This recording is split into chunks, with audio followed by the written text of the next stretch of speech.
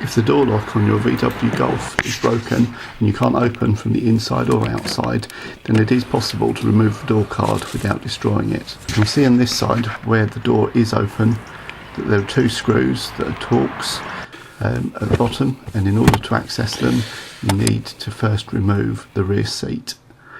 So undo the clips and the seat will then lift out. You'll then be able to get access of the door card screws out. Once you've managed to remove the handle, there are two Phillips screws here and here that need to be undone.